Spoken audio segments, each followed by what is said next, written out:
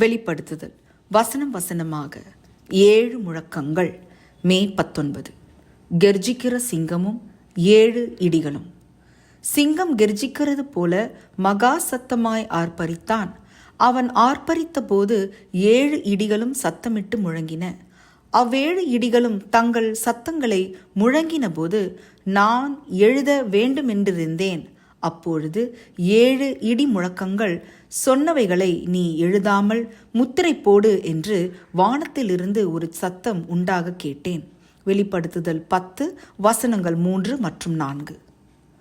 முடிவு காலத்தில் திறக்கப்படுகிற புத்தகத்தை பற்றி அறிந்திருக்க நிலையில் 1798 பிறகு 19ஆம் நூற்றாண்டின் தொடக்கத்தில் தானியேல் 8 2300 ராப்பகல் தீர்க்க தரிசனம் குறித்த ஆர்வம் அதிகரித்தது என்பது குறிப்பிடத்தக்கது.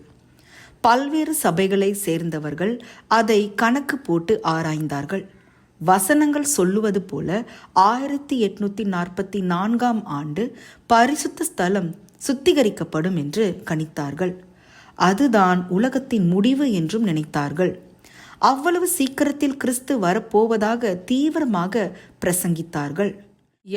யாருடைய சபைகளெல்லாம் அந்த செய்தியை புறக்கணித்தார்களோ அவர்கள் தங்கள் சபைகளை விட்டு பிரிந்து வளர்ந்து வந்த அட்வென்டிஸ்ட் இயக்கத்தில் இணைந்தார்கள்.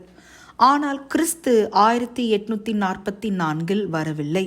அது அவர்களுக்கு நிந்தையான அனுபவமாக இருந்தது. அதுபோல் உங்களுக்கு நடந்திருக்கிறதா?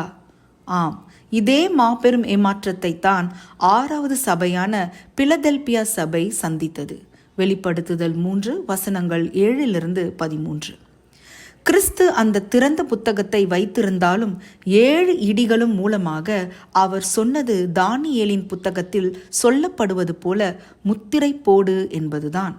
இதேபோல் ஆரம்ப கால அட்வென்டிஸ்டுகள் சரியான தேதியை கணக்கிட்டிருந்தார்கள்.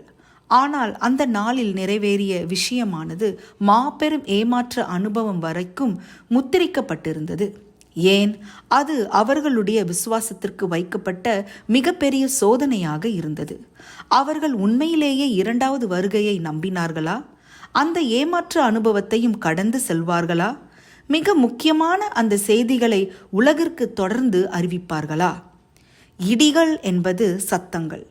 பரலோகத்திலிருந்து உண்டான சத்தங்கள் பூமியில் மனிதர்களுக்கு செய்திகளை அறிவிப்பதை வேதாகமத்தில் பார்க்கிறோம். இவை மற்றொரு 7 வரிசை நிறைவேறுதலை குறிக்கிறது. பூமி முழுவதிலும் கிறிஸ்து நிற்பது போன்ற காட்சி இந்த செய்தி உலகம் முழுவதற்கும் அறிவிக்கப்படுவதை எடுத்து காட்டுகிறது. வெளிப்படுத்துதல் புத்தகத்தில் ஒரே ஒரு இடத்தில்தான் செய்திகளின் தொகுப்பு உள்ளது. அது வெளிப்படுத்துதல் 14 3 தூதர்களுடைய செய்திகளாகும்.